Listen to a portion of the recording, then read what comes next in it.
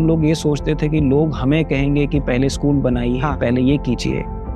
लोगों ने अपनी बकरियां बेची, लोगों ने अपना लैंड बेचा, लोगों ने हमें 10 करोड़ रुपया इन कैश एंड काइंड दिया कि हम लोग चाहते हैं कि आप लोग हम लोगों की ये सपोर्ट लीजिए और हमारे स्कूलों को, हमारे टीचर्स को आगे लेके जाइए। What were the major challenges because of which the school dropout rate among girl child was so high? Because कुछ systemic problems होंगी कि जैसे आपने बताया कि teacher absenteeism है, right? और कुछ चीजें होंगी जो social issues हैं because of which people are not able to go to school.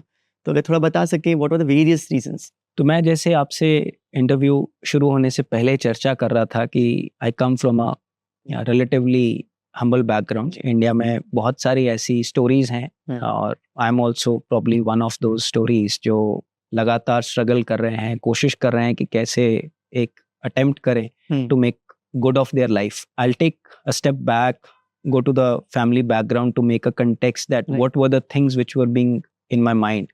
तो मेरे paternal जो grandparents हैं, they had migrated from Pakistan. They were landless laborers. They tilled other people's field. And likewise जो maternal grandparents थे, वो लोग भी without land थे, लोगों के खेतों पे काम भी करते थे. And my Nana ji at one point time to support his family had to pull a rickshaw also.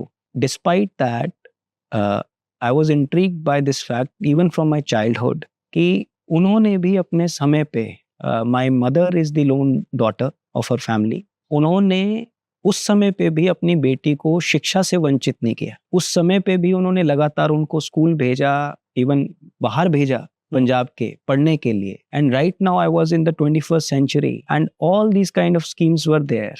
चाहे वो लैपटॉप वितरण हो, स्कूल की फी माफ हो, साइकिल वाउचर्स हो. आई वाज सरप्राइज्ड कि ऐसा कैसे हो सकता है कि हम आगे बढ़ने के बजाय पीछे जा रहे हैं.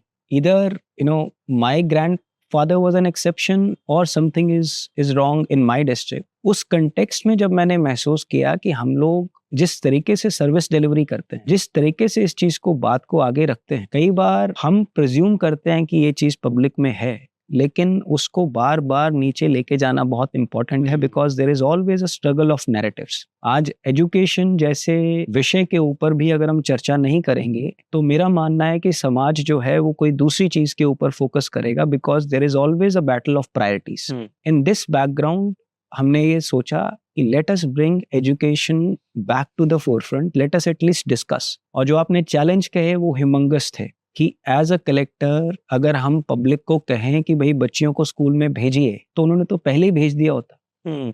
ऐसी कोई वाणी कहीं से नहीं आ रही है. Collector is also human being.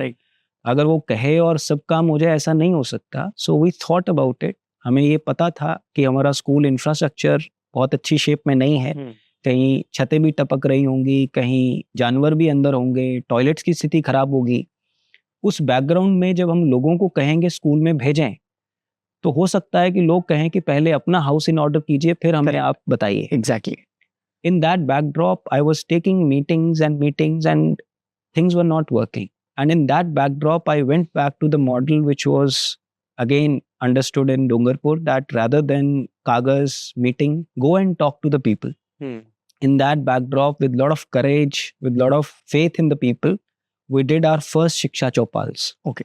So in the daytime, we would work, and then night, we would go to the village, sit on the floor with the people, and one girl child who had done something, through education. She could be a forest guard, she could be, a teacher, she could be a nurse in some place.